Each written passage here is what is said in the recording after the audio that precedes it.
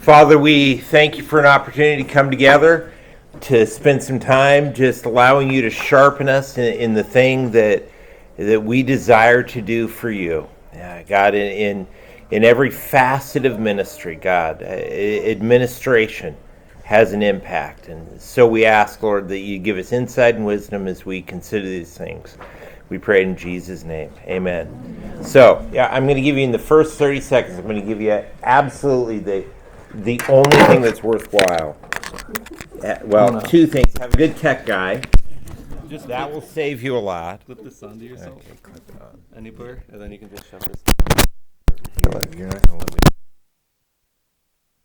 No, this is so you. Oh, okay. Yeah. Put it in my pocket. Do I need to start it again, or is it going? Yeah, it's going. Okay, very good.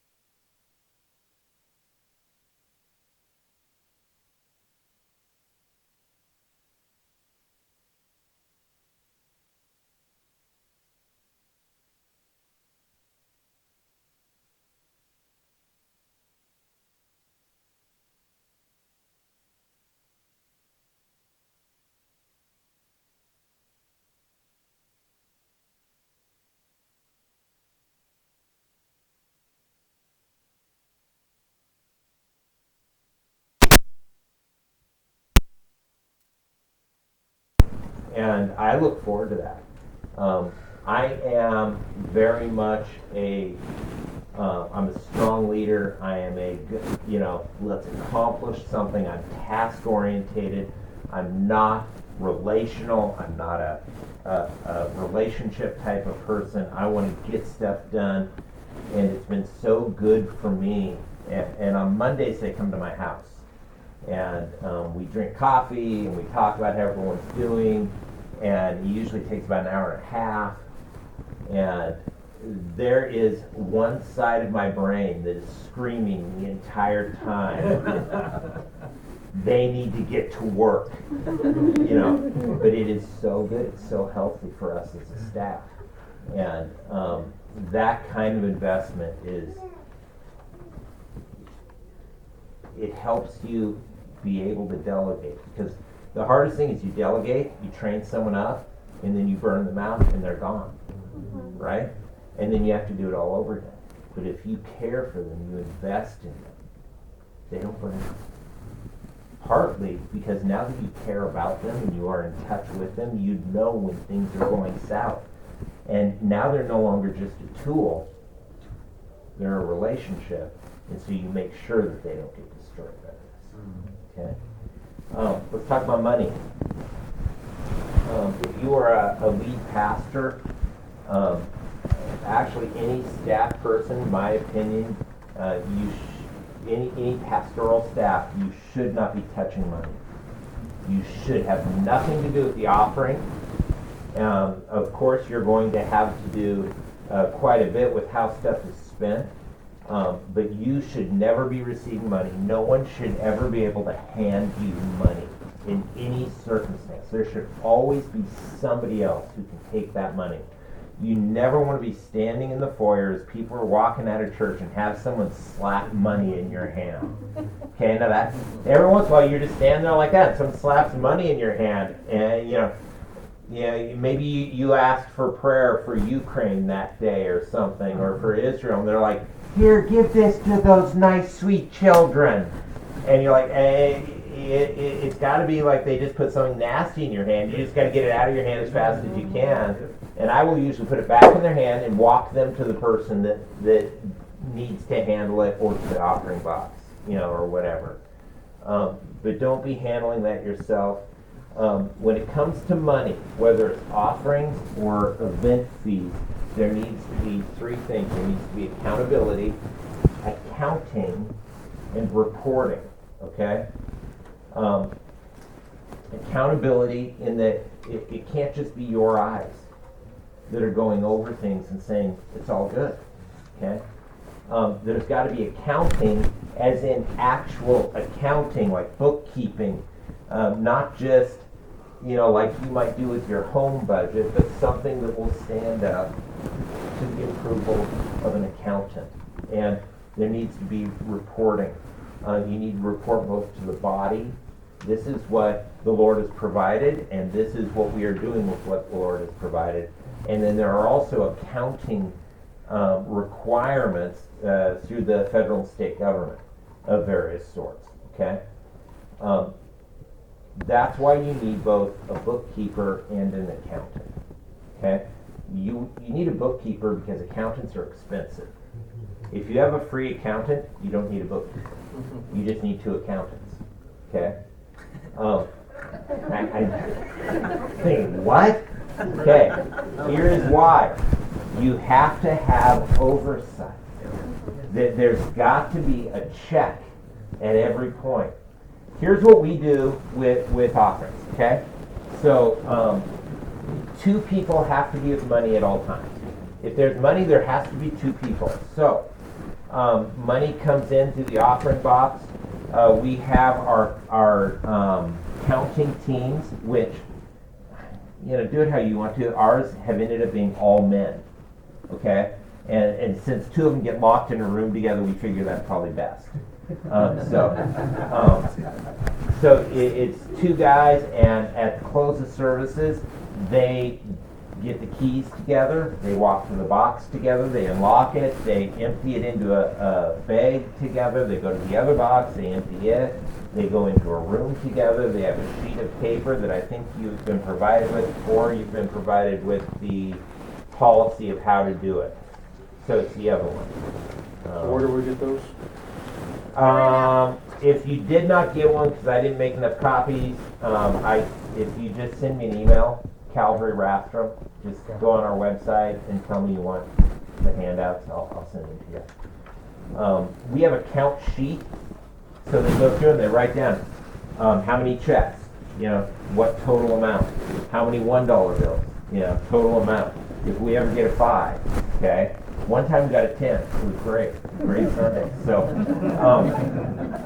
and you write down all that stuff, and then they get a total at the bottom, and then both of them have to sign it that they both added it up and they both counted it and got the same amount. Okay? And sometimes those guys have to be locked in the room a long time because they're not great at counting, but eventually they both get to the same total. Okay? They make a photocopy of every check. They're told not to look at the names on the checks. Okay? They're told very explicitly that they are never to put ink on somebody else's check. They never write on a check. So this is what happens. Sweet old lady writes out the amount, and then she forgets to fill in the number. You do not fill in that number ever. Okay?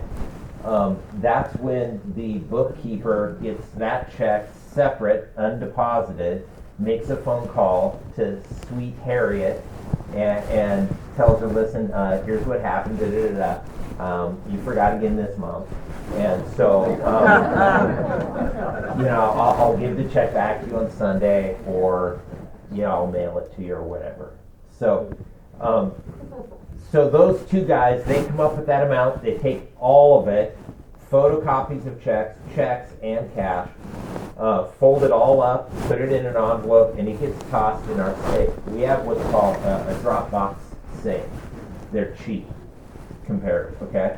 It's basically a safe with like a mailbox drop in it. You can put stuff in, but you can't take anything out. If you ever put your hand in there, in that slot, you'll find that it has jagged teeth on the inside, okay? Don't ask how I know.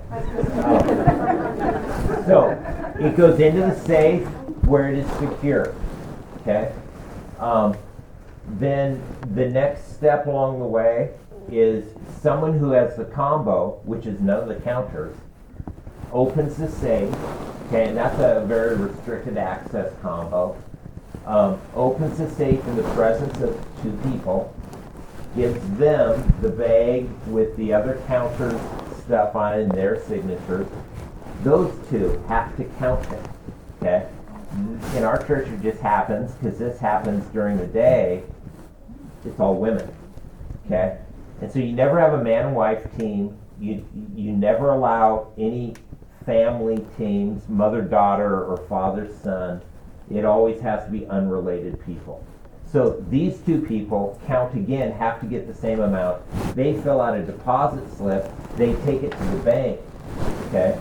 Then our bookkeeper gets it next. Our bookkeeper takes count sheet 1, count sheet 2, bank deposit slip, and goes 1, 2, 3. They all match. We're good, okay? Sometimes they don't all match. And so then he has to solve the mystery. What happened? Where did we mess up? And we have to figure that out and be able to figure all that through. So then, one more step, whoever is the treasurer, regardless of what state you're in, your state, in order for you to be a nonprofit corporation, requires you to have officers. And one of the officers that they require you to have is a treasurer.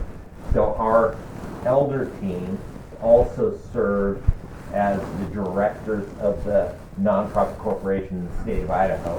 One of them is the treasurer. He is to take the records that the bookkeeper presents and compare those to the records that come from there. Okay? That's a lot, isn't it? You know what's never going to happen to us? No one is ever going to be able to accuse us of taking anything. Okay? Our bookkeeper is not a signer. Bookkeeper can't can't, write a check to himself. He's not a signer. Okay? I'm a signer. One of our elder teams is a signer. But the people who do the actual accounting are not signers. Now we have another layer. Okay? For us, once a month, all of our financials go to an outside accountant who has the contact information for myself and for our elder team, and has permission to contact any of us if they see anything that looks fishy to them. Okay?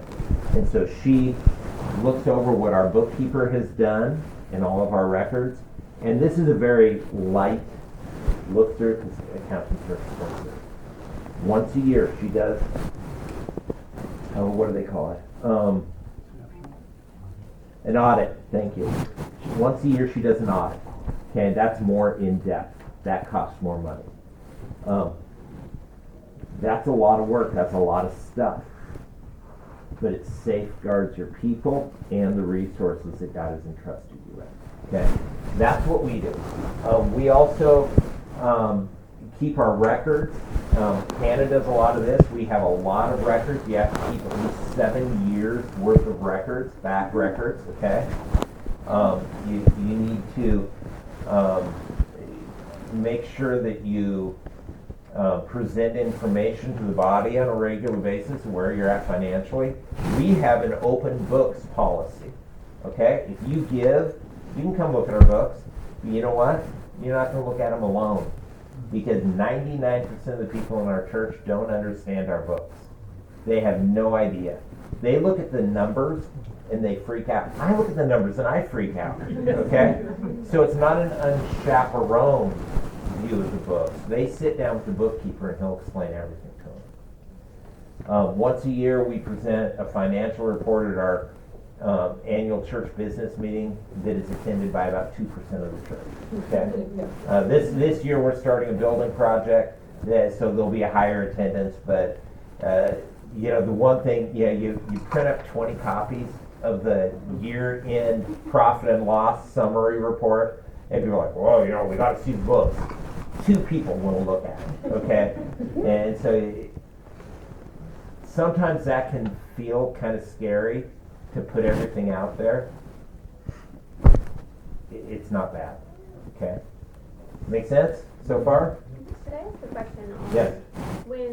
how do you guys handle keeping track of what people donate or give to the church for end of year giving? Yes, okay. So that's changing right now a lot because our federal government has raised the amount so high that someone has to give that 90% of the people, 99% of the people in your church probably don't give enough to need a giving report. But they don't know that. They still think they need to get one, so they ask for one.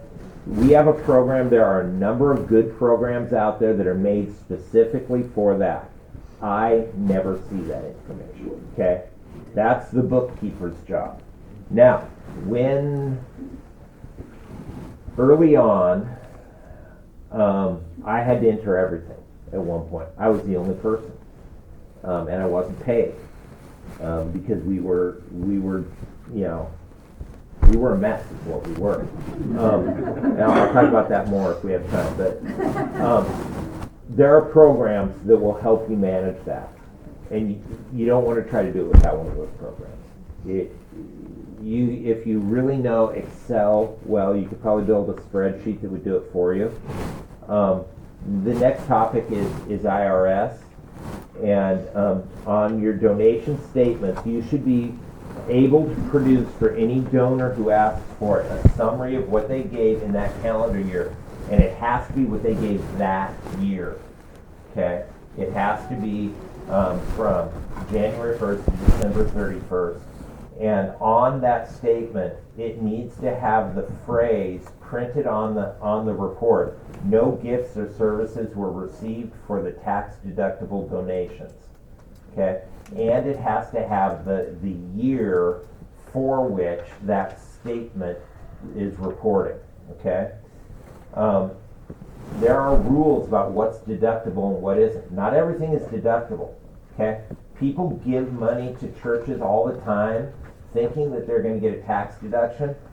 Sometimes the church is granting them that. Well, they're letting the people think that they're getting that. But if that person gets audited, they're going to find out that wasn't deductible. And it'll be on them, not on you, most likely. If they give to a program or an event promoted by the church, or just generally to the church with no label, that's deductible. If they give for a camp, for an Israel trip, if they give money for some person in the church who's going through a crisis, if they give money because they notice that your office chair is really lousy, that is not deductible. Okay? If they label it, it is for this specific thing. If that is not something that is being promoted as a ministry of the church, then it's not deductible. Okay? And you can look into the IRS definitions of all that if you're not sure about some specific thing. Look, we just went into our bylaws last week, something about this that says you may suggest. We're going to take your comment as a suggestion. However, we retain the right to use it however we want to. Yes. It's worded much more better than that. Right. Does that now free them and put their donations back into the tax? You're dealing with the IRS, okay? So it's kind of like saying, if I get held up on the way home tonight and I tell the guy, please don't shoot me, will he not shoot me? I really can't tell you, because it kind of depends what mood he's in. One of the churches in North Idaho right now is being audited by the IRS, and they are going after them because they failed to check one box. And they've gone back and said, oh, we checked the box. We didn't know we were supposed to check that box. We can check the box. You want us to check the box? We'll check the box. Okay? And they're like, yeah, too bad. You didn't check the box, so now we're coming after you. So we recently switched from Simple Church over to Planning Center because we were using everything else. So it's like, this is going to just be easier to have people have one login to get their stuff. Yep. Well, we did everything Simple Church said to do before saying, yep, go ahead and delete it. Except the records did not copy over correctly until we've already deleted, and we went, because some people asked like on April 14th for their giving statement. Yeah. And so we go back and pull up our Simple Church records. And I'm like, there. What's going on? And I'm talking to Casey, who's like head of our financial, and she's like, because I don't look at the books, but it was one of those things where I'm gonna have to have a second pair of eyes on this just to see like what are we missing. And it was only the online giving, not the stuff that they manually entered in during their batches. Okay. So when you say, thankfully, like for the year of 2023, everyone's good, like no one's asked, but we don't have 7 years anymore. So are we gonna like? You're probably fine. I wouldn't worry about it until it became a problem. Okay? That's me. I'm not an IRS person. I'm not an accountant. I'm not a lawyer, nor do I play one on TV. Okay? So you're now taking legal and tax advice from a guy who's a mediocre pastor. Okay? This is not your best day. But I think you're fine. Okay? Until it becomes a problem, I wouldn't freak out. Okay, because the anxiety that hit. Oh, yeah. Okay, Yeah. then, second follow-up question. When you say records for 7 years, are you saying the individual receipts that I had to run and get creamed for the church? Yes. Okay, so we need to keep receipts for 7 Everything. years. Oh, my word. Okay. Everything. And that'll come into later. If we have time, I'll tell a story. But, okay, if you're taking notes, IRS Publication 1828. IRS Publication 1828. I hope you never have to read it. I will never read this unless God removes every bookkeeper and accountant from my life, okay? This is where you will find the answers to most of your questions regarding the IRS and all this stuff. That's where you should be going for your advice on this, not to me, okay? Thank you. Yeah. Okay. Pastor's retirement. How many of you guys are lead pastors and you're, you got other people, there's people come to church, but you're flying solo on a lot of this, okay? You need a retirement, okay? Most mid-sized to small-sized Calvary, you have nothing. You have nothing. Your retirement plan is to preach mid-sermon, to die mid-sermon, which some of your people are praying for. So, yeah, it's there. That's a terrible plan, okay? That plan will harm your church, okay? You've got to have something, and I get it. When you're struggling, it's hard to do anything. Do something, even if it's minuscule. Okay, now this is like me using Greek words that I don't really know the definition of, but there are things called SEP IRAs. Okay, I'm not really sure what they are, but I have one. Okay, and some of my money goes goodbye to that thing every month. Not much. If that's everything I've got, I'm in trouble. Okay, so I'm probably in trouble. But I'm not in as much trouble as I would be if I weren't doing that. And most of you guys are younger. Okay, if you start this when you're young, when you don't feel any pressure, build. And that's where the power is in setting this aside.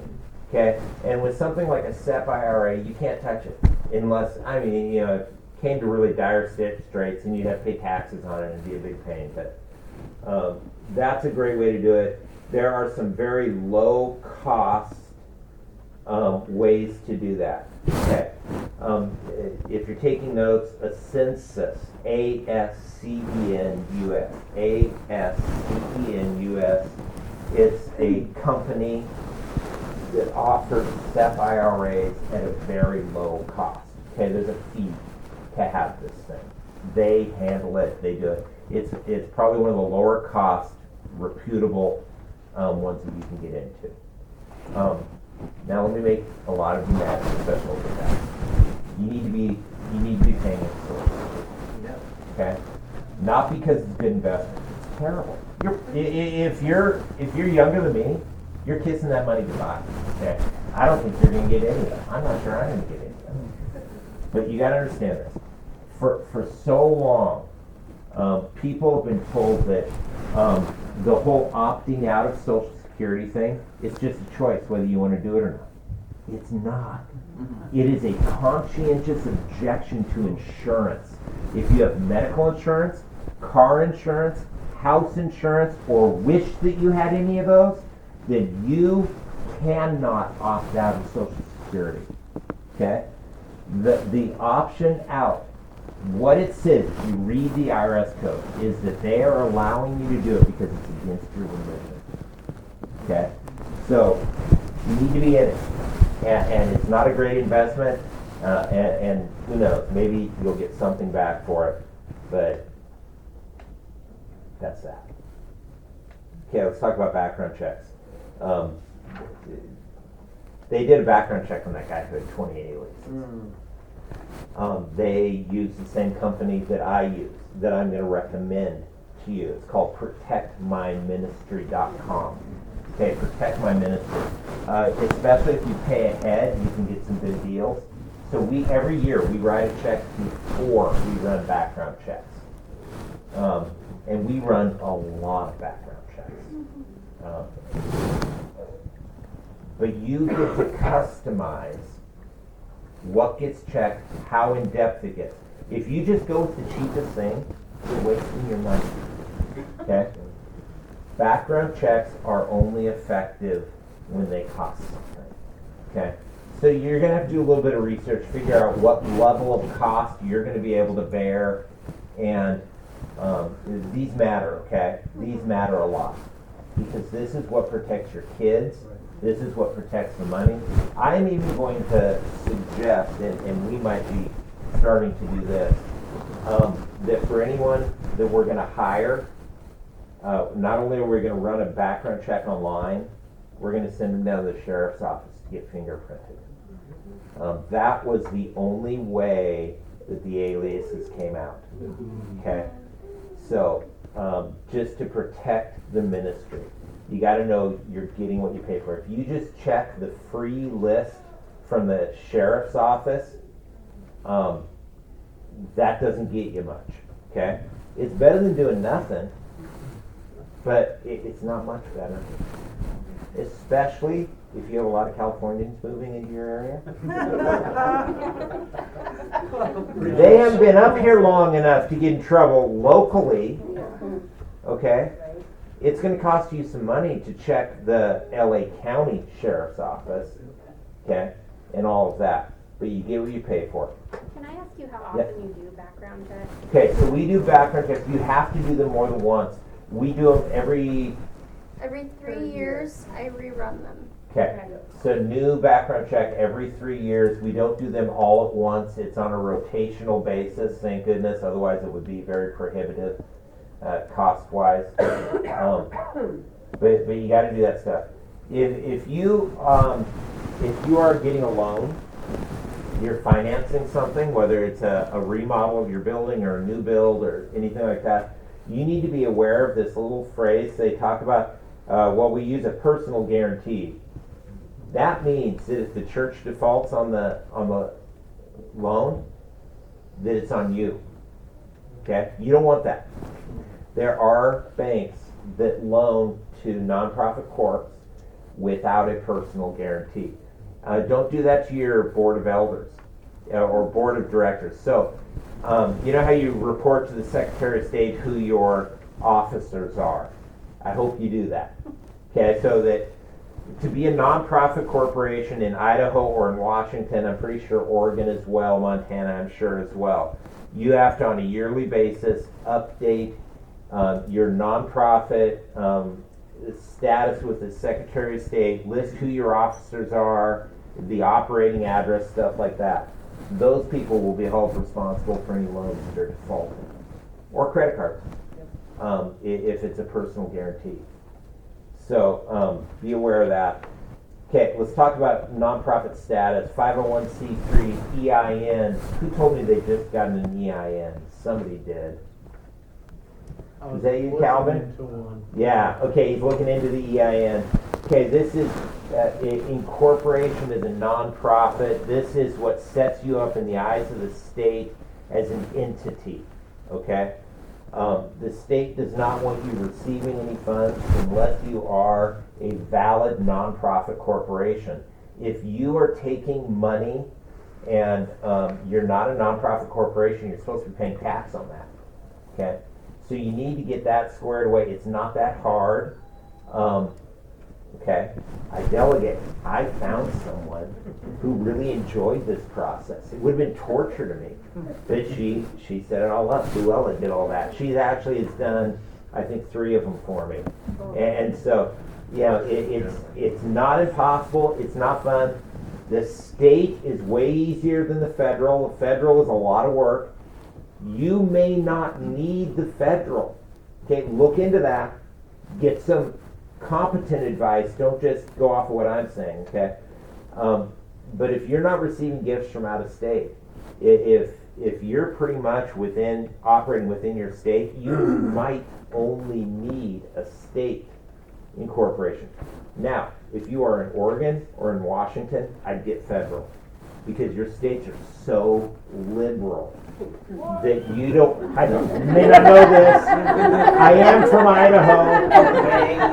I don't know if you noticed that when I walked in the room, the smell of freedom. That's not a cologne. That's just the air that I brought to you from northern Idaho. So, I actually have the 501c3 federal. I'm not sure I really need it, but check into that. It's a lot less work. For sure, get the state first. Okay? I think they require you to have the state before you can get the federal, if I remember right. Never, never, never, never, never use someone else's EIN. Never use someone else's 501c3. Even if you are coming into a church, you're taking over. If it's a healthy handoff, fine. I came into a dumpster fire, okay? When I came to the church that I pastored, the senior pastor had run off with a woman on the worship team, okay? I didn't know better, so I kept the nonprofit corporation. Now, at that point, we were renting a building. We had 0 assets. I wasn't getting paid. We could have just closed the nonprofit and lost nothing, and then opened a new one. So about 3 or 4 years later, I get a call from someone in the body saying, we're getting sued. I said, what are you talking about? I said, I just saw it in the newspaper. What? We actually had these things that were made of paper with ink on them. They would print news on. They'd like take websites and put it right there on the paper. We call them newspapers, and so I look up in this one section of the newspaper, and there it is. We're being sued. So before I came to the church, and by this point, there wasn't an elder, there wasn't a ministry leader. There were just a handful of people who were attending now who had been attending then. But long before I came, something had happened to 3 young men. A heinous, awful act. Something that every last one of us would condemn, and we would want to see brought to justice. Well, they sued us for what happened. None of us were even there. And in fact, end of the story is what took place didn't even happen on church property. It had nothing to do with the church. It took, I think it was 3 years, including having several newspaper articles written with my name in them, saying that I was the one responsible for harboring an awful, vile person. Lots of ugliness. So why did that get pinned on us? Because we were using the EIN, the nonprofit status, from the previous. We didn't shut it down and open a new one. Okay? Some of you might be in a church that was started by another church, and you're still using the information, the nonprofit status of the mother church. Get your own. Get your own. I can't comment on the legality of what you're doing, but I sure wouldn't want to stand before the IRS with that. I'd stand before God with it, not the IRS. Yes, sir. So a couple of years ago, the lawyer who was down in the foyer for Yes. this conference, Tracy is her name. She actually recommended considering not doing a 501c3. There's actually Yeah. an alternative to a 501c3. Right. And to look at both of them and see which one is better for your needs. Yeah. So there are all sorts of thoughts on that, and definitely talk to someone who knows the law and know the pros and cons of whichever route you're going to go. Okay. So there are other options besides being 501c3. I tend to take the approach of keeping my head low when it comes to things like the federal government and the IRS. I don't need their attention. And so we went the route of getting that, and it hasn't been a problem for us. Okay, bylaws. You need to make sure you have bylaws and that a lawyer has looked at them who knows about bylaws. Not just any lawyer. Not just the auto accident guy who comes to your church. But you gotta have someone who understands these things looking at your bylaws. Your bylaws should focus on the big picture, how decisions are made, not the details or what decisions should be made. Okay? You want to keep things general when possible. It is a bigger liability to have a specific bylaw not be following it than it is to have a general bylaw that you can't be accused of not following. Okay? Does that make sense? Especially when it comes to LGBTQ issues, what gender goes into what bathroom, marriages, what marriages are welcome to be done in the sanctuary and what marriages in the eyes of the state are not welcome to be done. And you need to have scriptural references, and you need to have the phrase as interpreted by the pastor. Okay? You need to have procedures and policies and manuals. But again, it is a worse liability to have a policy and not be following it than to have a more general policy that you can't be accused of not following. But you need to have procedures and risk management policies for your children's ministry, your youth ministry, and for counseling. Okay, and like we don't have a counseling one yet. We need to do that at some point. But Hannah's been building policies for us on a regular basis, and we're getting up to where we need to be. If you want to look at our children's ministry or youth ministry risk management policy to kind of get an idea of what that looks like, send me an email. Go to calvaryrastrum.com and just click one of the emails and just ask, and we'll send that to you. They cover stuff like how many adults are in each Sunday school class. When a kid's got to go potty, how does that work? Who goes? What do you do when the kid says, "Wipe, wipe, I need you to wipe me"? You know, how is that handled? Okay, hopefully they're not a junior hire. You got to have stuff like who gets to serve where. Okay. You need to have mandatory risk management. Risk management is a code word. It's like a lawyerese for how to keep bad things from happening to kids. Okay. If you use protectmyministry.com, they have an online risk management, anti-sexual abuse video training that every one of your people should be doing. We require them to complete that training. We also require them to sit in a meeting where our risk management policy is explained to them. Okay, and that happens on a regular basis.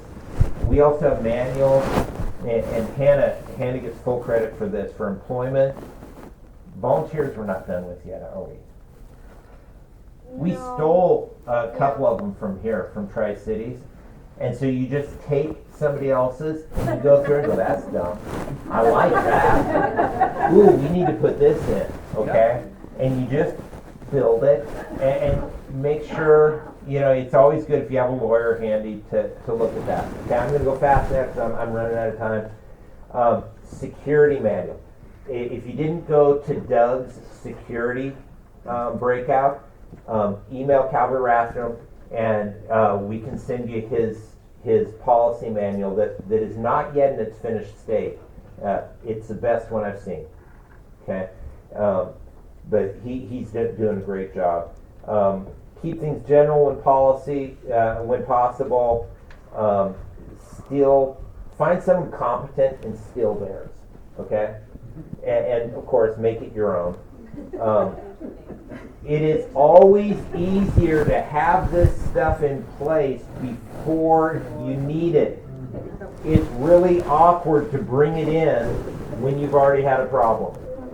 Ministry application, you got to have one that asks questions. You got to follow up with references. We have a ministry application and we have a servant leader agreement. So anyone who's leading a ministry has to sign off that they agree with our statement of faith, that they agree with the church statement on LGBTQ plus whatever issues, and they agree to biblical church discipline. They agree to submit to biblical church discipline. Okay, that's vital. You've got to have insurance, liability insurance for the church. If you are a renter, you need renter's insurance. If you own property, you probably want to have insurance for your building, but you've got to have liability insurance, especially sexual misconduct and directors and officers policies. Okay, employment practices, professional and counseling. If you do any counseling, you've got to have good insurance. Our insurance company, I will be loyal to them until they go out of business or until I die. The insurance company we had when we got sued went to the wall for us. And they went above and beyond what they had to do. When this thing was all said and done, it got thrown out of court by the judge. And in the state of Idaho, if you sue me and it gets thrown out because it was a stupid lawsuit, you have to pay my legal fees.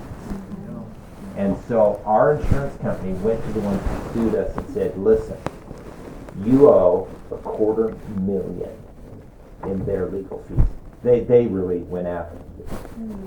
They sued, starting with us, 5 churches in ascending order until they got to Costa Mesa, and they sued them too. And so they had some legal fees to pay. And the insurance company went to them and said, listen, we will write this off. You will not have this hanging over your head the rest of your life if you will sign this statement saying you're going to walk away from this and never come back. And I love this, not just because it protected us, it freed up these parents who had been so damaged. And what did the insurance company get out of that? They got nothing. In fact, they got less business than normal. And I love that. So insurance, key control, track, and sign for keys. Anyone who wants a key to anything has to go through Hannah. They have to sign a card saying that they'll give the key back when it's asked for. And people get weird about keys. They get weird about keys. The other thing, we change the locks every once in a while. Because it's unbelievable how many people have keys. And every once in a while, you just kind of have to hit the reset button. Okay? We don't do membership. Some of you might do membership. Membership is advantageous if you can bear the administrative workload. I can't.